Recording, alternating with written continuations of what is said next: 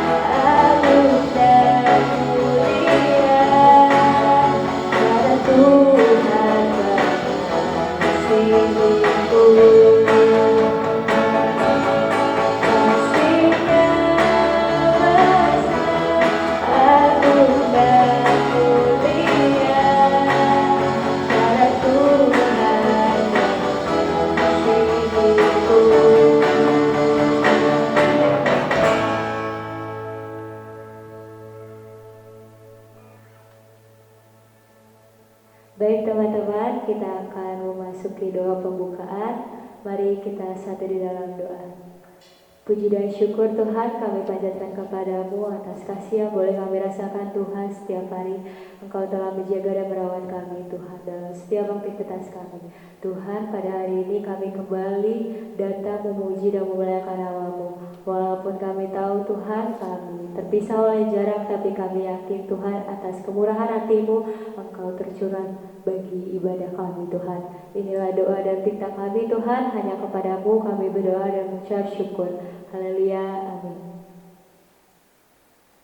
Kita kembali mengangkat lagu pujian teman-teman. Kita akan mengangkat lagu pujian dari Kidung Jemaat 336 Indonesia Negaraku.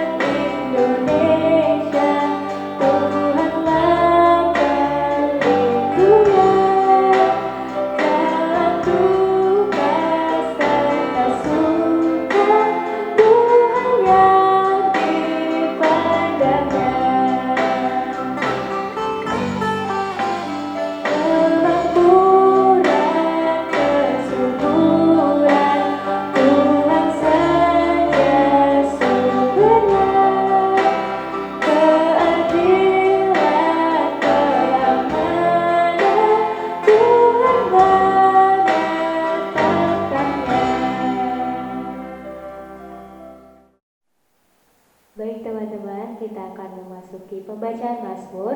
Mari kita buka Alkitabnya. Kita akan membaca Mazmur dari Mazmur 9 ayat 12. Kita baca bersama-sama ya teman-teman. Bermazmurlah bagi Tuhan yang bersemayam di Sion. Beritakanlah perbuatannya di antara bangsa-bangsa. Baik teman-teman, kita akan kembali mengangkat lagu pujian. Kita akan memasuki firman Tuhan. Mari kita menyanyikan lagu Tanah Airku Tidak Kulupakan dengan dimedley Kidung Jemaat 377, Betapa Kita Tidak Bersyukur.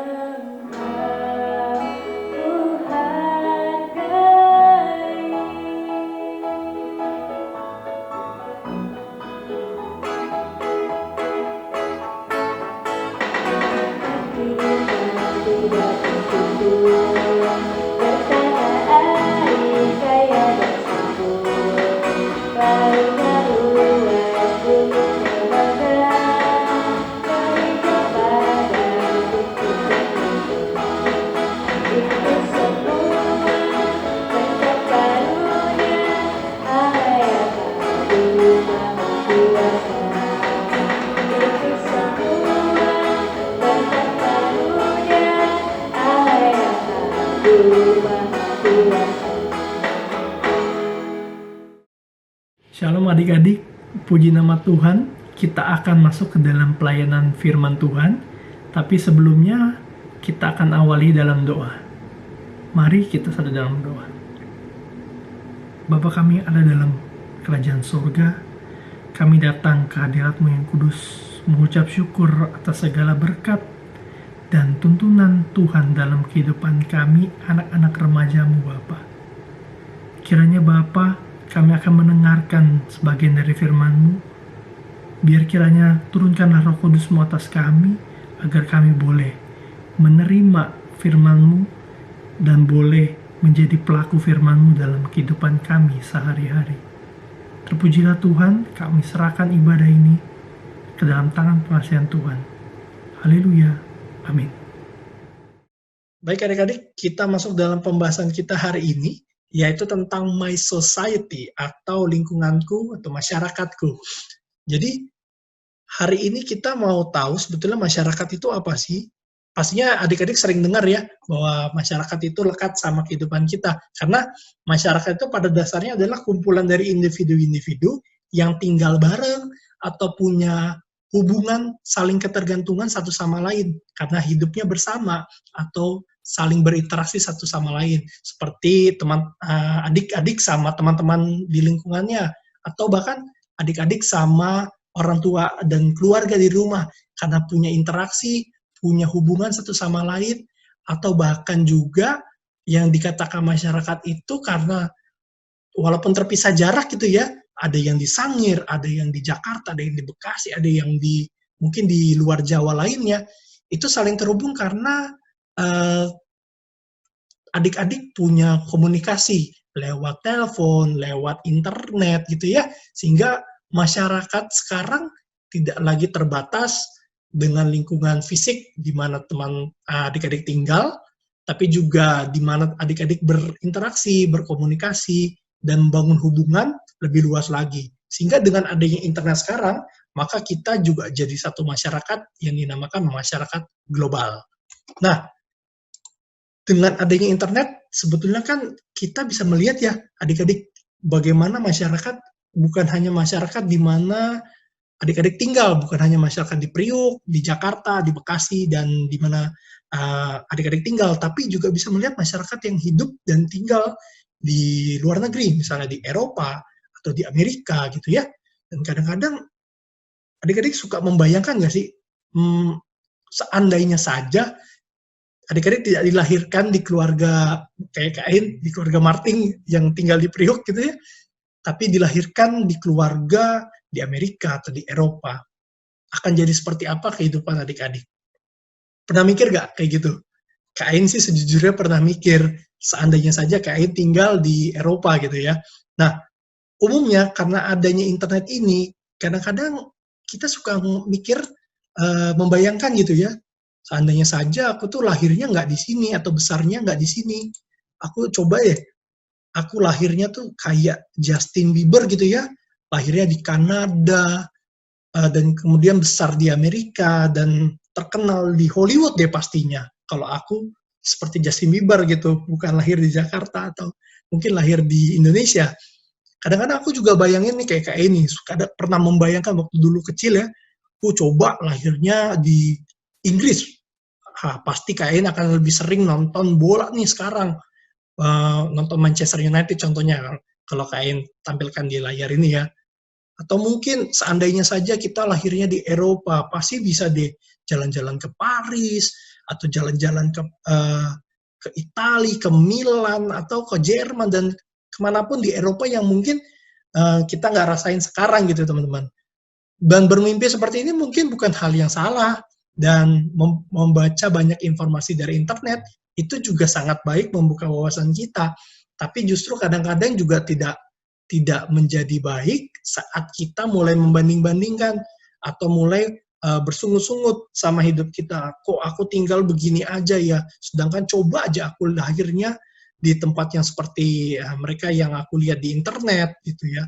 Dan apalagi kalau kita ngelihat masyarakat kita ya teman-teman, di Indonesia itu sendiri, pastinya teman-teman juga mulai kecewa gitu ya, atau merasa mungkin melihat, waduh banjir di mana-mana, atau sampah-sampah, atau bahkan kemacetan di Cilincing, di Priuk, atau di Bekasi gitu ya. Sehingga kayaknya Indonesia tuh nggak banget deh dibandingkan yang lain. Dan kayaknya kalau ada kesempatan untuk keluar negeri, mending aku di luar negeri. Aku pengennya lahirnya di luar negeri deh daripada di sini. Nah, namun kita mau belajar hari ini teman-teman, pertanyaan yang bisa kita tanyakan sebetulnya ke diri masing-masing, atau mungkin Kak In akan tanyakan gitu ya ke teman-teman, sebetulnya apakah sebetulnya Tuhan itu sengaja nggak sih menempatkan kita ya hidup dan besar di masyarakat yang ada sekarang ini? Lahir di keluarga Marting, lahir di keluarga Kansil, yang hidupnya di Priuk atau di Bekasi, itu adalah suatu rancangan Tuhan atau seperti apa ya teman-teman? Untuk itu Kain mau ajak adik-adik semuanya untuk membaca dari kitab Yeremia, yaitu kitab Yeremia di pasalnya yang ke-29 yang berjudul Surat Kiriman pada Orang-orang Buangan Babel. Dan itu terambil dari Yeremia 29 ayat 1 sampai 7, tapi Kain akan coba nanti akan jelaskan sedikit. Ada beberapa ayat yang istimewa teman-teman untuk menjawab pertanyaan ini di beberapa ayat berikutnya. Kalian baca dulu dari ayat 1 sampai 7 ya teman-teman. Beginilah bunyi surat yang dikirimkan oleh Nabi Yeremia dari Yerusalem kepada tua-tua di antara orang buangan, kepada imam-imam, kepada nabi-nabi, dan kepada seluruh rakyat yang telah diangkut ke dalam pembuangan oleh Nebukadnezar dari Yerusalem ke Babel. Itu terjadi sesudah Raja Yehonya beserta ibu suri, pegawai-pegawai istana, pemuka-pemuka Yehuda dan Yerusalem, tukang dan pandai besi telah keluar dari Yerusalem. Surat itu dikirim dengan perantaran Elesa dan bin Safan dan Gemaria bin Hilkia yang diutus oleh Zedekia, Raja Yehuda, ke Babel kepada Nebukadnezar, Raja Babel. Bunyi suratnya adalah, beginilah firman Tuhan semesta alam, Allah Israel kepada semua orang buangan yang angkut ke dalam pembuangan dari Yerusalem ke Babel. Dirikanlah rumah untuk kamu diami, buatlah kebun untuk kamu nikmati hasilnya. Ambillah istri untuk memperanakan anak laki-laki dan perempuan. Ambilkanlah istri bagi anakmu laki-laki, dan carikanlah suami bagi anakmu perempuan, supaya mereka melahirkan anak laki-laki dan perempuan, agar di sana kamu bertambah banyak dan jangan berkurang. Ayat yang ketujuh, teman-teman. Usahakanlah kesejahteraan kota kemana kamu aku buang, dan berdoalah untuk kota itu kepada Tuhan. Sebab kesejahteraannya adalah kesejahteraanmu. Nah, kalian lanjutkan ya di ayat 8 sampai nanti ke 14. Sungguh beginilah firman Tuhan semesta alam, Allah Israel. Janganlah kamu diperdayakan oleh nabi-nabimu yang ada di tengah-tengahmu dan oleh juru-juru tenungmu, dan janganlah kamu dengarkan mimpi-mimpi yang mereka impikan. Sebab mereka bernubuat palsu kepadamu demi namaku. Aku tidak mengutus mereka, demikianlah firman Tuhan. Ayat yang 10. Sebab beginilah firman Tuhan, apabila telah genap 70 tahun bagi Babel, barulah aku memperhatikan kamu. Aku akan menepati janjiku itu kepadamu dengan mengembalikan kamu ke tempat ini. Sebab aku ini mengetahui rancangan-rancangan apa yang ada padaku mengenai kamu. Demikianlah firman Tuhan, yaitu rancangan damai sejahtera dan bukan rancangan kecelakaan, untuk memberikan kepadamu hari depan yang penuh harapan. Dan apabila kamu berseru dan datang untuk berdoa kepadaku, maka aku akan mendengarkan kamu. Apabila kamu mencari aku, kamu akan menemukan aku. Apabila kamu menanyakan aku dengan segenap hati, aku akan memberi kamu menemukan aku. Demikianlah firman Tuhan, dan aku akan memulihkan keadaanmu dan akan mengumpulkan kamu dari antara segala bangsa dan dari segala tempat kemana kamu telah kucerai-beraikan. Demikianlah firman Tuhan, dan aku akan mengembalikan kamu ke tempat yang dari mana aku telah membuang kamu. Puji nama Tuhan. Baik adik-adik, dari pembacaan firman tadi, ada beberapa catatan yang bisa kita pelajari bareng-bareng ya. Yang pertama, di ayat pertama kita tahu bahwa surat ini dituliskan oleh Nabi Yeremia kepada tua-tua, imam-imam, nabi-nabi, dan seluruh rakyat Yerusalem yang terbuang ke negeri Babel karena penghukuman Tuhan atas bangsa Israel yang nggak taat sama Tuhan. Jadi dalam pembuangan ini, di ayat 4-7, kita bisa lihat bahwa Tuhan memerintahkan mereka, walaupun di tempat pembuangan ya teman-teman, di negeri Babel ini, bangsa Israel itu diminta untuk bangun rumah loh, bangun kebun, sebagai tempat tinggal mereka dan bekerja di sana. Dan mereka diminta untuk membentuk kehidupan keluarga, untuk menikah, untuk punya anak gitu. Dan bahkan lebih-lebih mereka diminta Tuhan untuk jadi berkat loh, menjadi bagian dari warga yang ada di negeri Babel, untuk mensejahterakan negeri Babel melalui apa yang bisa mereka kerjakan. Mereka yang bisa berkebun, mereka yang bisa bertani atau lain sebagainya. Mereka harus mengusahakan itu, mengupayakan itu untuk berbagi kepada negeri yang di negeri Babel tersebut, terhadap masyarakat yang ada. Bisa dibayangkan ya teman-teman, bahwa sebenarnya mereka ini terbuang, tapi Tuhan meminta mereka loh, menyuruh mereka, merancang mereka, menempatkan mereka untuk hidup dan berkembang dan menjadi berkat untuk orang banyak di sana. Dan kalau kita lihat ya adik-adik, di ayat 10-14, Nabi Yeremia itu ingin mengingatkan kita bahwa setelah 70 tahun akan ada pembebasan untuk bangsa Israel dari negeri Babel tersebut.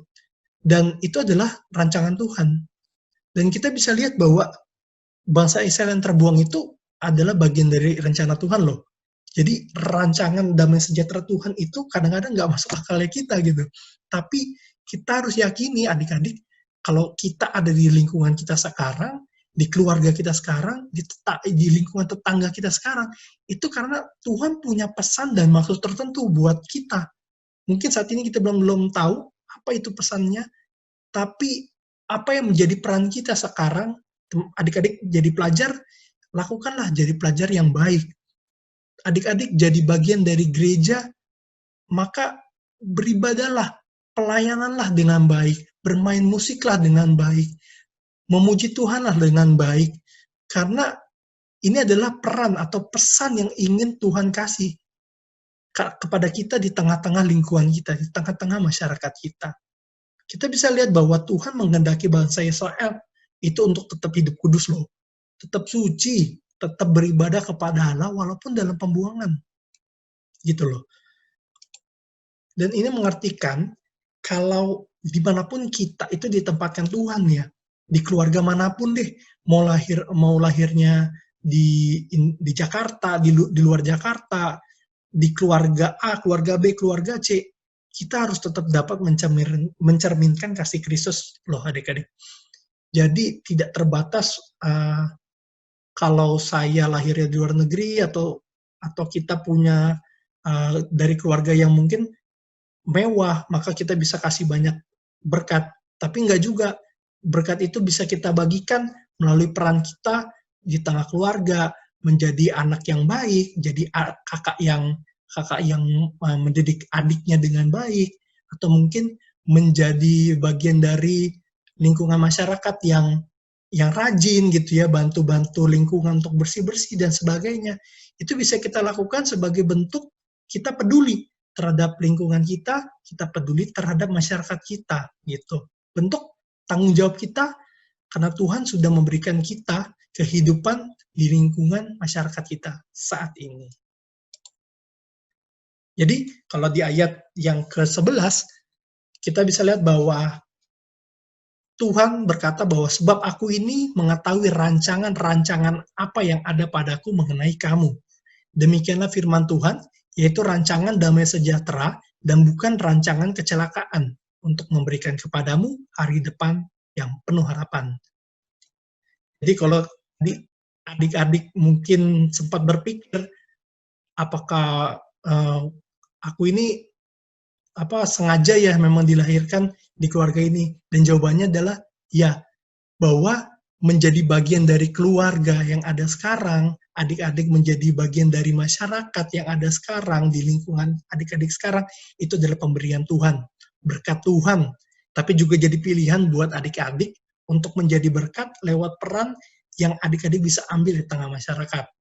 Bisa menjadi berkat apa yang adik-adik bisa lakukan.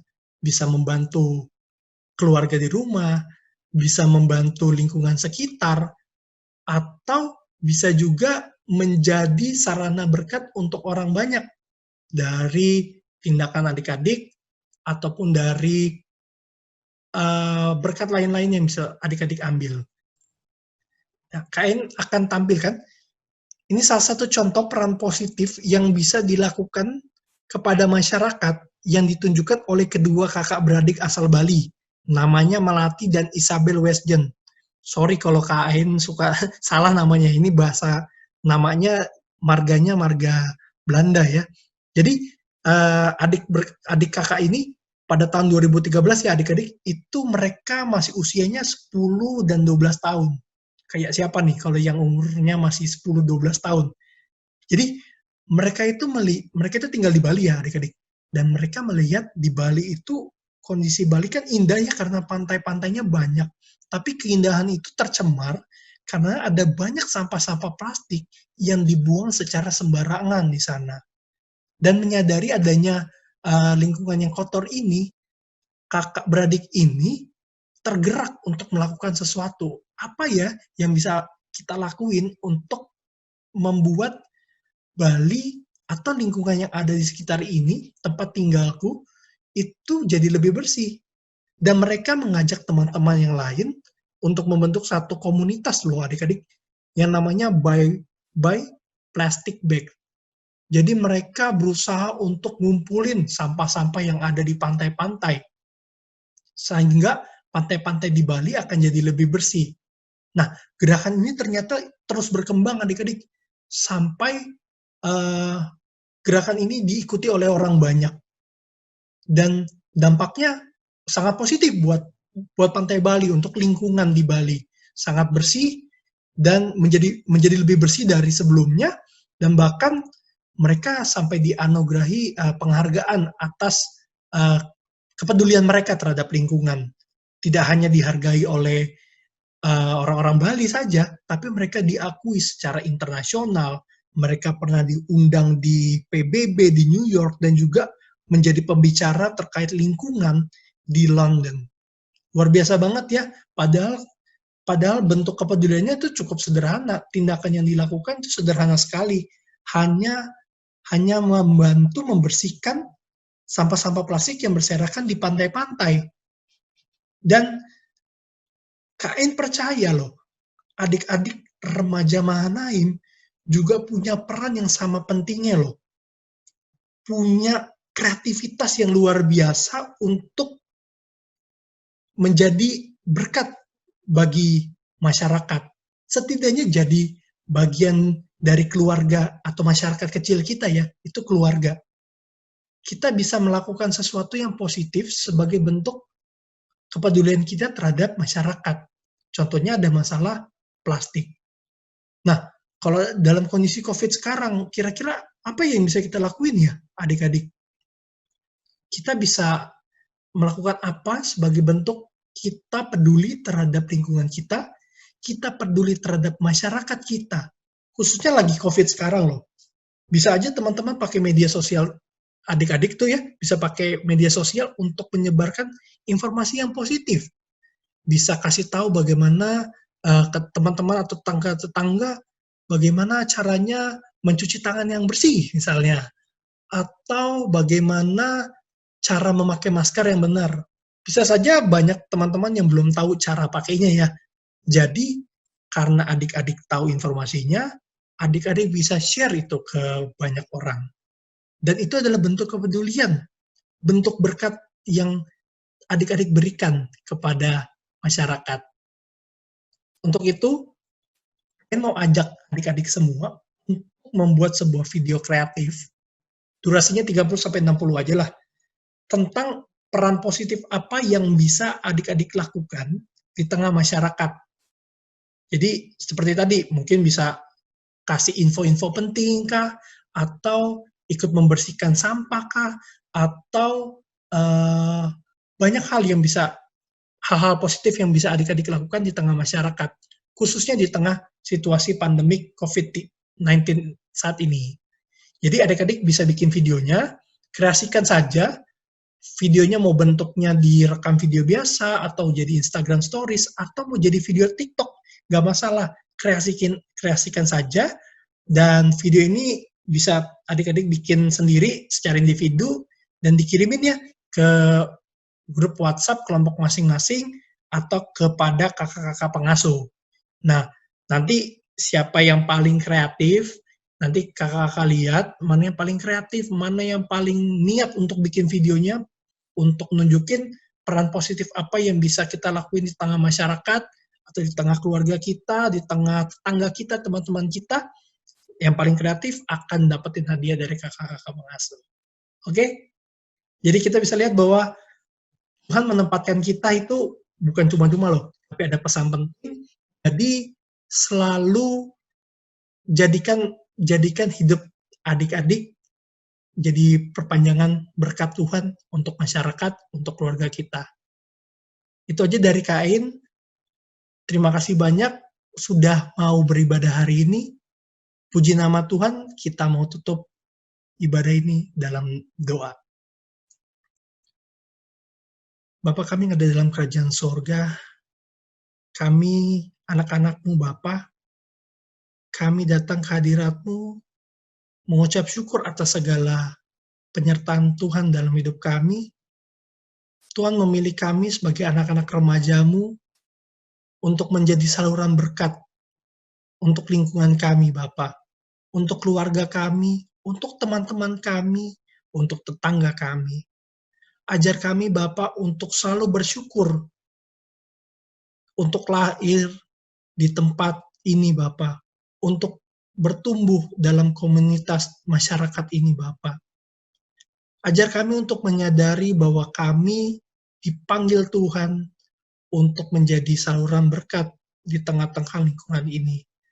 Sebagai pelajar, sebagai anak remaja, sebagai kakak, sebagai adik. Biar kiranya apa yang kami lakukan Bapa boleh menjadi kesukaan bagi Tuhan, dan sekiranya bisa menjadi berkat buat orang banyak. Terima kasih Tuhan, kami mau serahkan kehidupan kami dalam tangan pengasihan Tuhan. Terpujilah Kristus, haleluya. Amin. Baik teman-teman, kita akan memberikan persembahan. Sambil memberikan persembahan, kita akan mengangkat lagu pujian Terima Kasih Tuhan.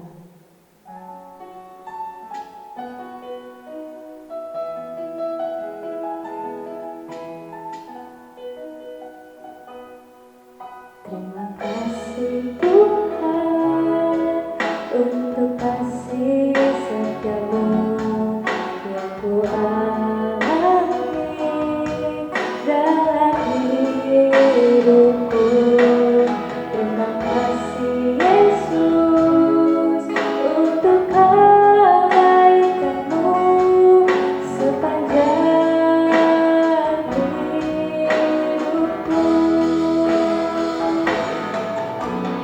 Terima kasih Yesusku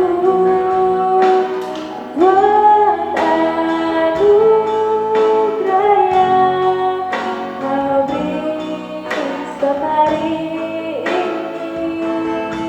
Tuhan adakan syukur bagimu. Baik teman-teman, kita akan berdoa persembahan dan syafaat.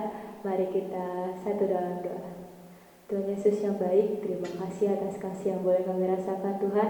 Engkau telah menuntun kami dalam peribadahan kami pada hari ini Tuhan. Tuhan, tadi kami sudah mendengarkan sebagian firman Tuhan. Kiranya Engkau boleh memberkati dan menjadikan firman yang boleh kami dengar itu bisa menjadi pedoman bagi kehidupan kami. Tuhan, kami juga sudah memberikan persembahan. Kiranya persembahan ini dapat layak di hadapan-Mu dan dapat berguna bagi gereja-Mu Tuhan. Tuhan, kami juga berdoa untuk anak-anak PK Remaja Tuhan dalam studi kami masing-masing Tuhan. Tuhan juga boleh berkati kakak-kakak remaja kami Tuhan dalam aktivitas dan pekerjaan mereka masing-masing Tuhan. Tuhan juga berkati orang tua kami Tuhan yang bekerja di darat maupun di laut Tuhan. Inilah doa kami Tuhan, dan pinta kami hanya kepadamu kami menyerahkan segala doa kami Tuhan. Doa ini akan dilanjutkan dengan doa yang Kau ajarkan Tuhan. Bapa kami yang di surga, dikuduskanlah nama-Mu, datanglah kerajaan-Mu, jadilah kehendak-Mu di bumi seperti surga. Berikanlah kami pada hari ini makanan kami yang secukupnya, dan ampunilah kami akan kesalahan kami, seperti kami juga mengampuni orang yang bersalah kepada kami. Dan janganlah membawa kami ke dalam pencobaan, tetapi lepaskanlah kami daripada yang jahat, karena Engkau-lah yang punya kerajaan, kuasa, dan kemuliaan sampai selama-lamanya. Amin. Baik teman-teman, kita sudah berada di penghujung acara. Kita kembali mengangkat lagu pujian dari PKJ 255, Firman-Mu ku pegang selalu.